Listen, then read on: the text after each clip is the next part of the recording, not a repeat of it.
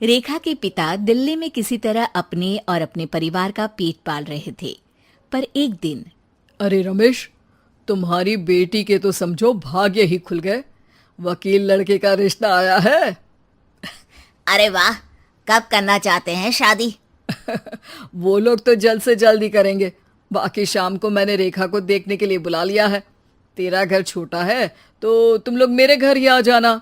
राकेश और उसकी बीवी सारी तैयारी के साथ रोहित और रेखा की शादी कर देते हैं। लेकिन अगले ही दिन देखो रेखा, शादी भले ही हो गई है, लेकिन तुम ये मत सोचना कि मैं किसी जोरू के गुलाम टाइप रहूंगा। रेखा को रोहित की बात अजीब लगती है।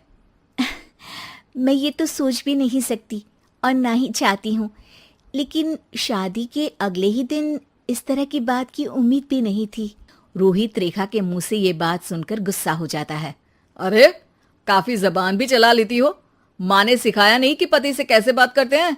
रेखा अब चुप रहने में ही भलाई समझती है। रेखा, जल्दी से नाश्ता तैयार कर लो। आज पहला दिन है, सारे काम तुम्हें समझा दूंगी।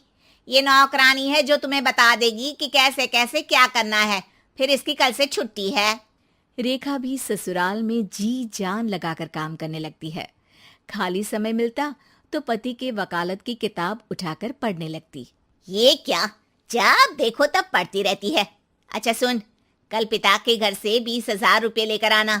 मेरे छोटे बेटे की फीस भरनी है। लेकिन पापा क्यों भरेंगे उसकी फीस?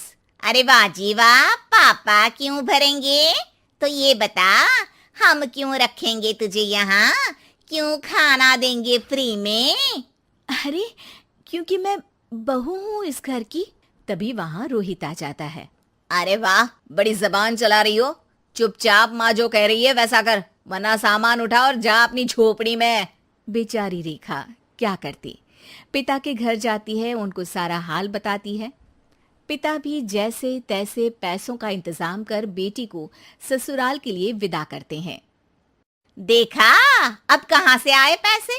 अरे बहुत माल है तुम लोगों के पास, बस सीधी उंगली से निकालते नहीं। नहीं नहीं माँ, पापा ने अपनी मोटरसाइकिल बेचकर पैसों का इंतजाम किया है। पता नहीं अब वो ऑफिस कैसे जाएंगे। अरे वाह भाई, ये भी हम सोचे। खैर, जैसे तैसे दिन बीतते हैं। रेखा जहाँ एक प्यारे से बेटे की माँ बनती है, तो वहीं उसका वकालत की किताब में ज्ञान और गहराता जाता है। हे भगवान, बुरे फंसे। ये केस तो लगता है कि मैं हार ही जाऊंगा। देखिए, मैंने आपकी इस केस की फाइल पढ़ी थी। इस केस को जीतना बहुत ही आसान है। वाह भाई वाह, यहाँ वकालत की डिग्री लेकर भी मैं समझ नहीं पा रहा हूँ, और तुमने रोटी बनाते बनाते ही केस समझ लिया। अरे जाओ जाओ, जाकर मुन्ने को संभालो। केस मैं संभालूंगा। ए लड़की सुन, जाकर अपने बाप के यहाँ से 3 लाख लेकर आ। पूरा घर फिर से बनाना है। छोटे की शादी करूंगी तो छोटी बहू को कहाँ रखूंगी? पूरा घर तो तूने घेर रखा है।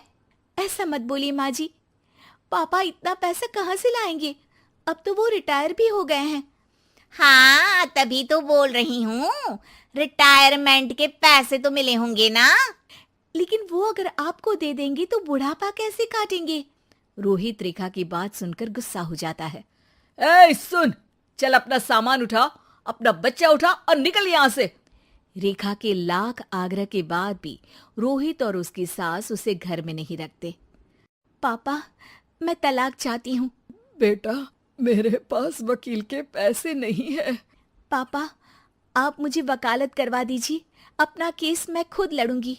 इस बार रेखा के पिता भी उसे ससुराल ना भेजकर रिटायरमेंट के पैसों से वकालत करवाते हैं।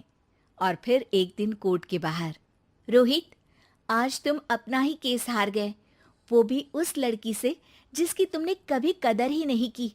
रेखा, मुझे माफ कर दो। मैं इतनी बड़ी अमाउंट कहाँ से लाऊंगा? मैं हर महीने पैसे नहीं दे सकता तुमको। पैसे वहीं से लाना जहाँ से तुम मेरे पापा को लाने के लिए मजबूर करते थे। एक पिता अपनी बेटी की शादी उसकी खुशहाली के लिए करता है, ना कि सारी जिंदगी कर्जदार बनने के लिए। अरे, मेरे ही बेटे की किताब पढ़ पढ़ कर ज्ञान बांट रही हो। वकालत की किताब तो ससुराल में ही पड़ी थी ना। बिल्कुल, यहाँ मेरी गलती रही। जिस पैसे से मैंने इसकी शादी की थी, मुझे वो पैसे पहले इसकी पढ़ाई में लगाना चाहिए था। और आज रेखा एक जानी मानी वकील के रूप में काम कर रही है।